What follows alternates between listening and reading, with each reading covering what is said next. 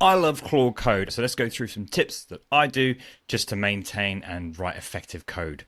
Before we start, I'm using Warp here. I'll leave a link down below. If you haven't got Claude Code installed, just write npm-g so that you install it globally at Anthropic AI/Claude Code. Then every time you run Claude, you're then running Claude Code.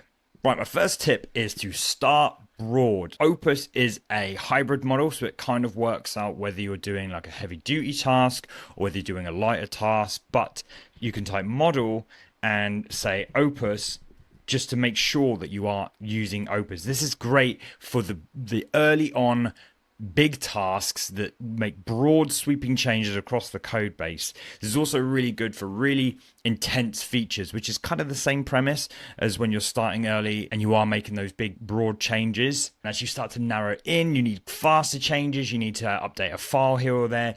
Definitely downgrade to Sonnet and use that. If you type model here, recommended, this kind of does a good job at balancing it. You can see here that Opus is good for 20% of usage limits, then it uses Sonnet 4. We started broad with Opus, we started narrowing down. That's when you want to start referencing files and actually start to understand the code base. We don't want to be vibe coding for a long time. We want to use it to our advantage when we want to add simple features and dance around and explore things and plan things, which we'll get into in a little bit.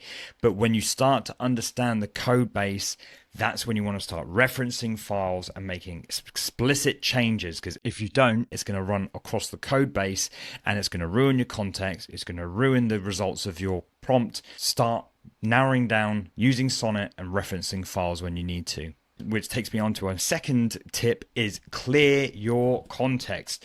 Claude does not have the biggest context. I think it's like something like 200,000 tokens, whereas Gemini 2.5 has got 1 million. Now, there's something to be said. The more context you give something, the less accurate it's going to give. So just regardless of what model you're using, give yourself the best opportunity and the best results by just clearing your context. When you're done with a task, clear your context. Or if you want to maintain the context for whatever reason, go /compact. That will summarize everything previously. You can even add a custom summarization message to say, keep a certain prompt in, I don't know, whatever you want to do. Maintain aspects of the summarization so it doesn't just automatically compress, but automatically doing it every so often. If you want to maintain the context of a conversation, do that. But if you know you're done, clear it and you're done. This one is less about Claude, but more about good prompt engineering hygiene. Is do the heavy lifting up front. Prepare to spend a few hours on the setup of your project, the architecture of your project. Really take your time thinking about the prompt, giving it things like tech stacks, personal preferences, tell it the expected behavior, tell it where errors are. Think about your prompt. Use things like Claude, things like ChatGPT to refine your prompt. Again, in those early days, you particularly want to do this. And in those early days, shift toggle puts you in plan mode, so you can actually talk to the agent, plan out what you want to do as if you were inside of Claude.ai, and at the end of it all, ask the model to implement that plan. Make use of commands. So inside of your Claude folder, if we create a new folder called commands, and then inside of here we create a new file called, I don't know, anything you want really, create prd.md. Then when we go into Claude, we type / we get that create PRD command to type how you want. Obviously, we'd need to populate create PRD with how to create a PRD, but I think you get the picture. My other tip here is use MCPs. Now, I tend to just prefer using them inside a cursor. They're easy to manage. And as of recording this video, you can only use remote PC MPCs inside of Claude Code, but get used to using it. I feel like this is a missed opportunity for so many developers.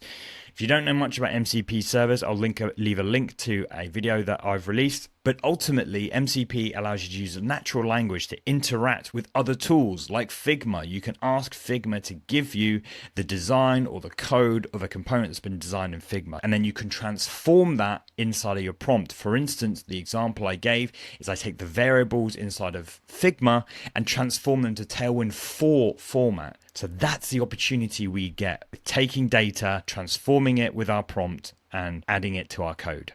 Tip number whatever, memory. Add Claude.md files throughout your project at varying different levels that contextualize that folder. Let's say you're in the Pages folder. Add a Claude.md file here and actually tell it what this folder is about, what it's doing. And when you reference this folder, it will add it to the context of your prompt and further enhance the probability that you're going to get things right. I love Claude MD files. Cursor has their own versions of memories. They're only stored at the root of the project. So for me, Claude.md files, Gemini has .md files as well. Having these peppered throughout your project are a really surefire way to make sure that you get good results. One rule that I like to include in every single project root Claude.md file is to make sure it checks one of my favorite MCP servers, Context 7, for the most up-to-date documentation. If you don't know anything about Context 7, it has the most up-to-date documentation for all of the major platforms. You might even consider moving this to your machine-wide scope. So if we hit # here and then type that out, it's going to ask us whether we want to do project memory or project memory local. We're going to want to put it in user memory, and that way it's going to be included with every single one of our projects. Use the models to commit your code, to push your code. Especially if you've got a context of a task, you know it's complete. Before you clear it, ask it to push these changes and it will summarize everything using that context and give a really good commit message that will keep an accurate record of what's been done in that task. You can even ask it to make a pull request as well, because this is all possible through MCP and the GitHub CLI and things like this. So get out of the habit of manually committing your code and use the model to do it all for you. Another Claude Code pro tip is don't use Claude Code. There's a fantastic open source CLI called Open Code, which I really think has got potential to be miles better than Claude Code on its own. You can even use your Max Plan account inside of Open Code as well, so you're not relying on the very, very expensive CLI version. Similarly, if you're a fan of using Taskmaster, set Claude Code Opus and Claude Code Sonnet as your models that will again use your plan instead of the API to make those changes. I also hear good things about Ada as well. One thing I like to do, and it's just a lazy dev type of thing, is to update the README accurately represent the project. Claude Code will go through and understand what it's doing and update that README. Similarly, you could write tests, clear linting errors, clear TypeScript errors, but that's all for another video. And there you go. Like, subscribe if you haven't already. Until next time, keep on vibing.